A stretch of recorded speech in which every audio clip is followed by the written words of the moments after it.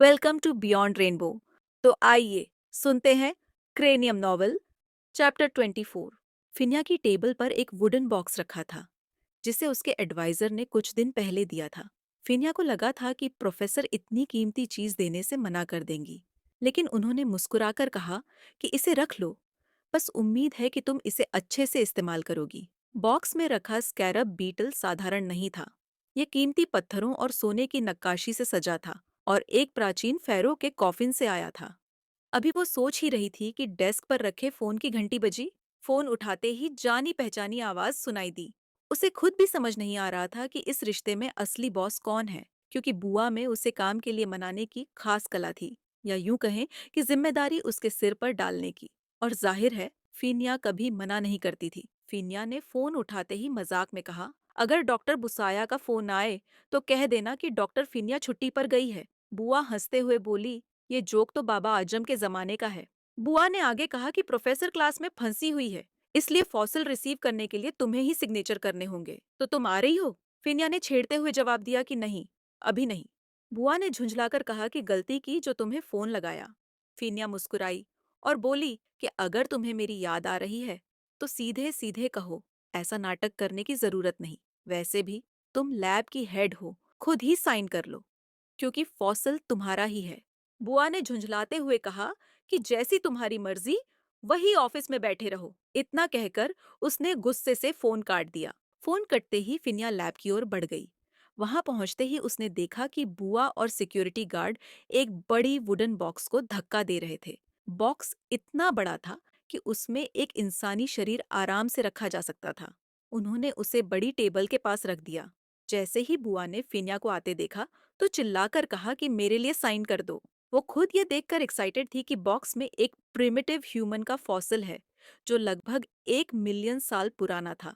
ऐसे फॉसिल्स में हमेशा कोई न कोई छुपी हुई कहानी होती है। फिनिया बुआ के पास गई, जहाँ एओन और कुछ स्टूडेंट्स उत्साह से इंतजार कर रहे थे। बुआ ने सम्मान में हाथ जोड़े और वुडन बॉक्स की तरफ कुछ बुदबुदाई। फिनिया ने उसे देखते ही आईब्राव उठाई, फिर हल्का सिर झटका, जैसे उसकी हरकत पर कुछ कहने का कोई फायदा नहीं था।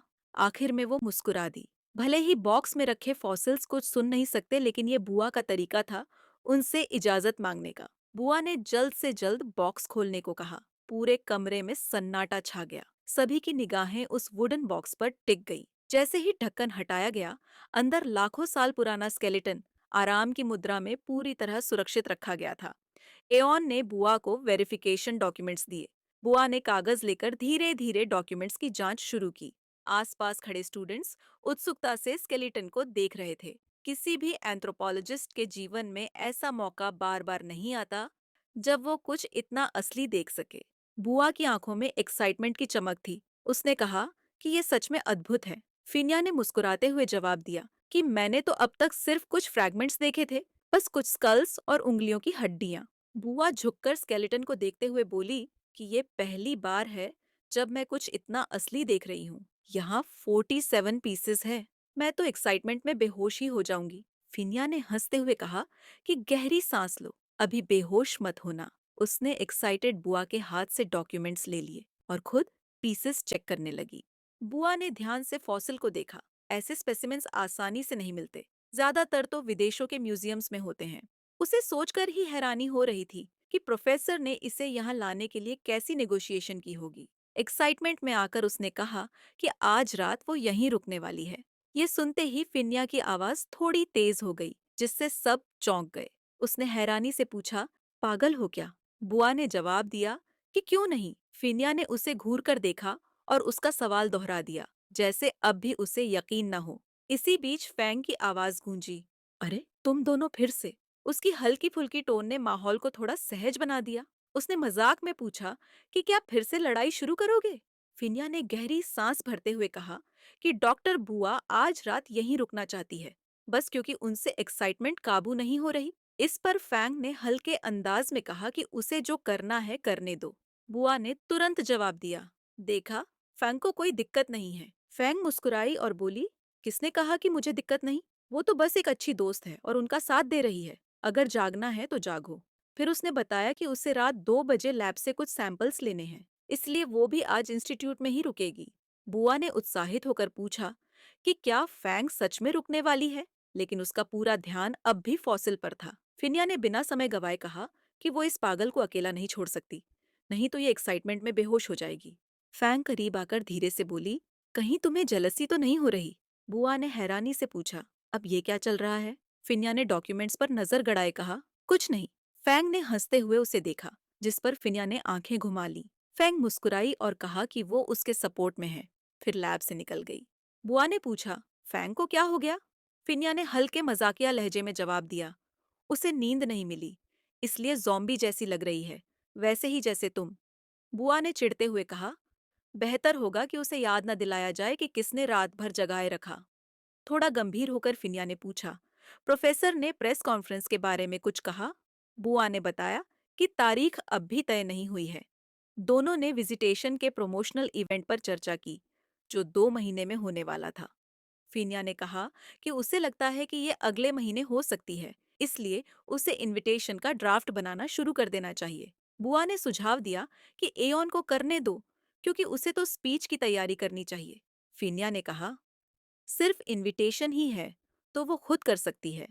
लेकिन एओन ने तुरंत कहा कि प्रोफेसर ने उसे ड्राफ्ट बनाने को कहा है। बुआ ने एओन से पूछा कि उसने क्या डिसाइड किया, जिस पर एओन ने जवाब दिया कि वो फिनिया के साथ रहेगी। बुआ ने खुशी जताई कि डॉक्टर फिनिया का नाम एडवाइजर के रूप में होना गर्व की बात होगी। फिनिया ने टोका कि कंसल्टेंट्स का रिज्यूम डिसर्टेशन में शामिल नहीं किया जाता।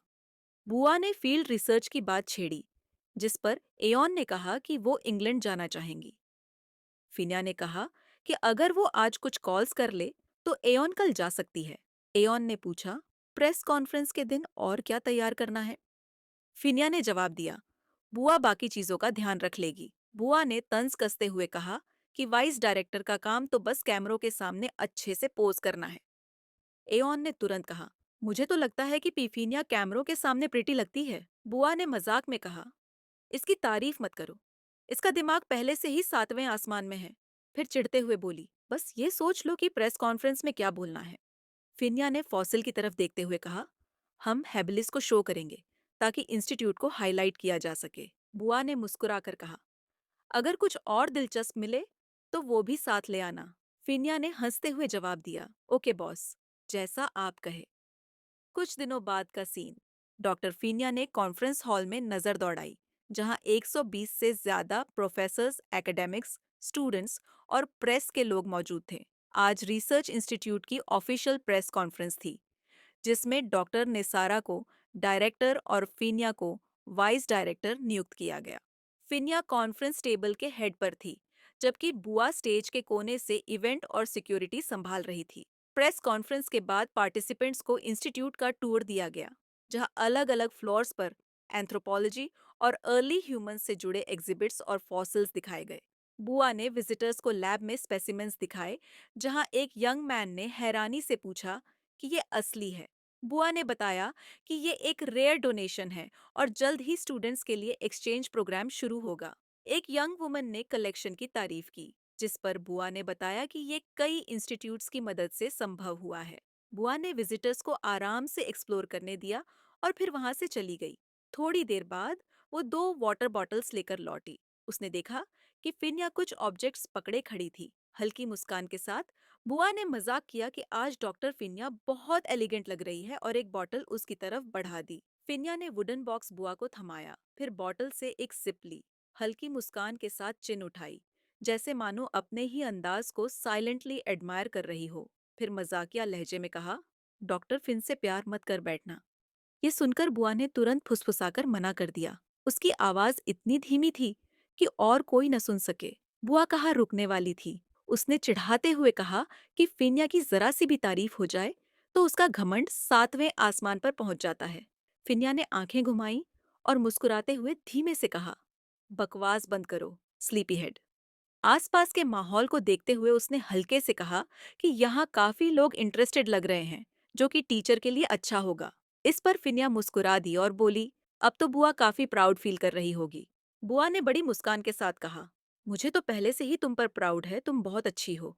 कुछ पलों के लिए फिनिया बस उसे देखती रह गई। अगर वे अकेले होते तो शायद वो बुआ को कस कर गले लगा लेती, जब तक कि वो सांस न ले पाती। इस पल में उसे कोई शक नहीं था कि वो सच में अपनी पुरानी दोस्त से प्यार कर बैठी थी। वही दोस्त जो कभी उसकी सबसे बड़ी राइवल थी। बुआ ने अचानक पूछा, क्या हुआ? ऐसे क्यों देख रही हो? तुम्हारा चेहरा पीला क्यों पड़ गया है?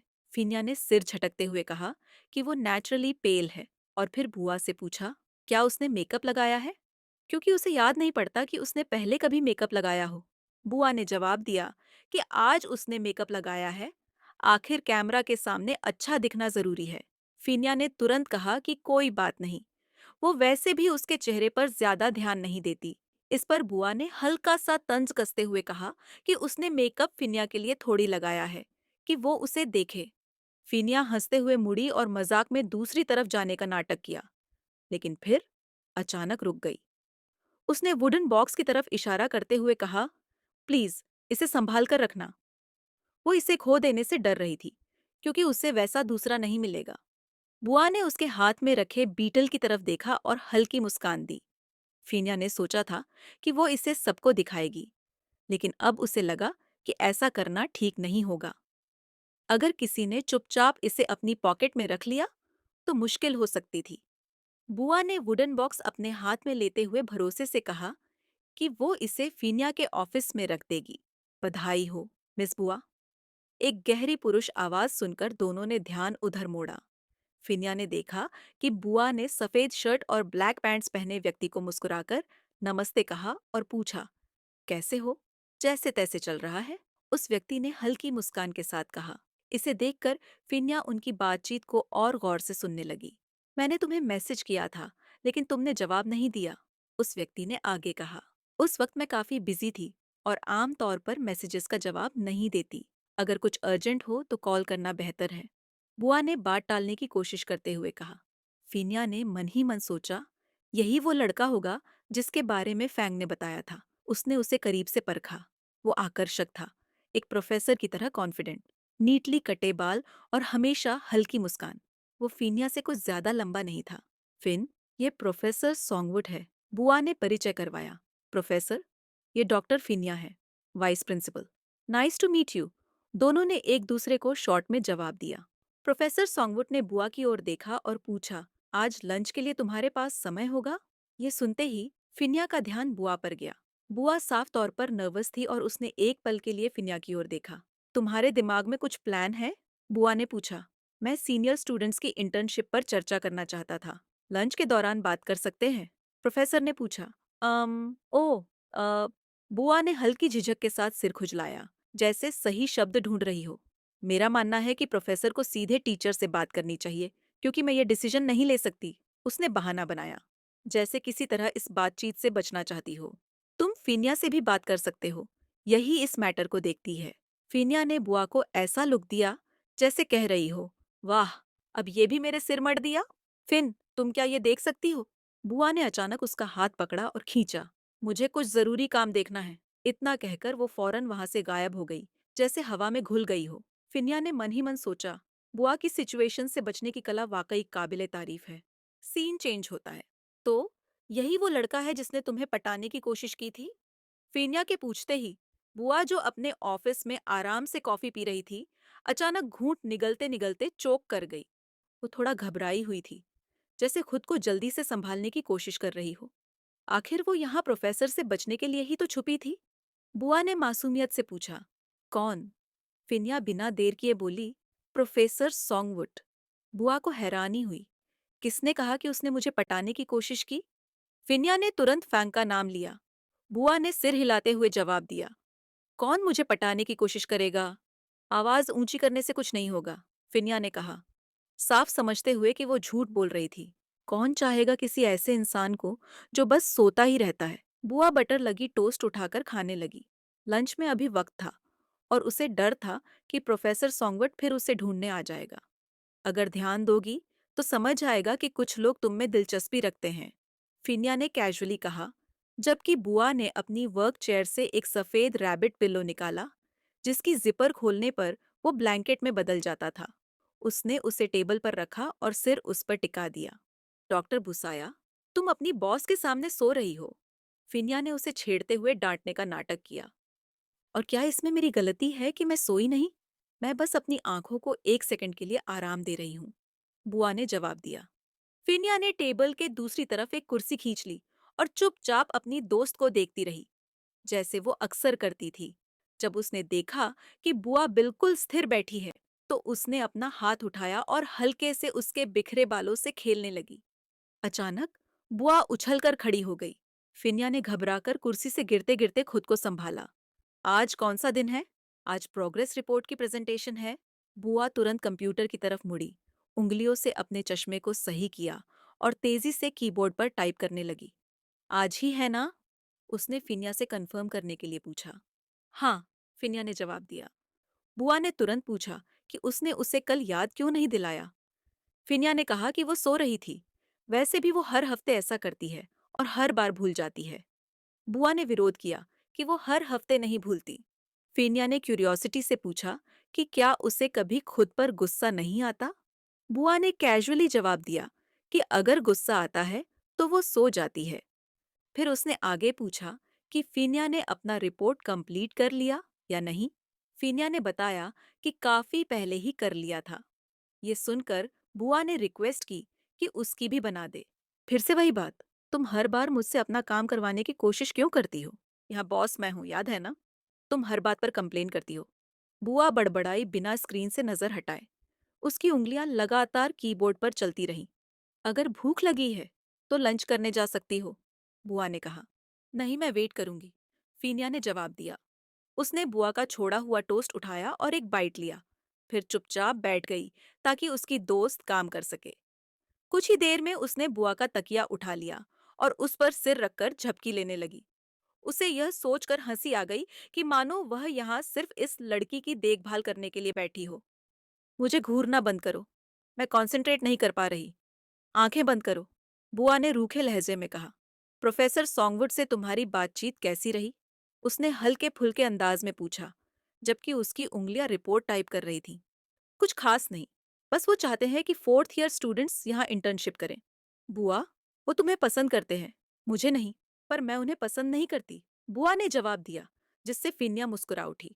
तुम्हें मुस्कुराने की जरूरत नहीं है, ये इरिटेट करता है, बुआ ने तुरंत कहा। इतना सुनते ही फिनिया करीब आई। उसने पीछे से बुआ को गले लगाया और गाल पर एक जोरदार किस कर दिया। बुआ अचानक चौंक गई। उसने जल्दी से अपना चेहरा रगड़ा, जैसे किस का एहसास मिटाना चाहती हो। जब उसने मुड़कर देखा, फिनिया के मुस्कुराते हुए लिप्स अब भी उसके बेहद करीब थे। तो तुम्हें कौन पसंद है? फिनिया ने धीरे से पूछा। फिन, मुझे काम करना है, देर हो जाएगी, बुआ ने शर्माते हुए कहा। पर फिनिया पीछे नहीं हटी और बोली, पहले जवाब दो। मुझे नहीं पता, बुआ झुंझलाकर बोली और फिनिया का चेहरा दूर धकेल दिया। अगर मैंने ये रिपोर्ट टाइम पर सबमिट नहीं किया, तो आज रात तुम अपने कमरे में अकेले सोने वाली हो, उसने धमकी दी। ये सुनते ही फिनिया तुरंत सीधी होकर बैठ गई और चुपचाप अपना फोन देखने लगी। कुछ देर बाद बुआ ने कहा, चलो खाना खा लेते हैं, अब भूख लग रही है। इतना कहकर वह उठी और दोनों लंच करने चले गए।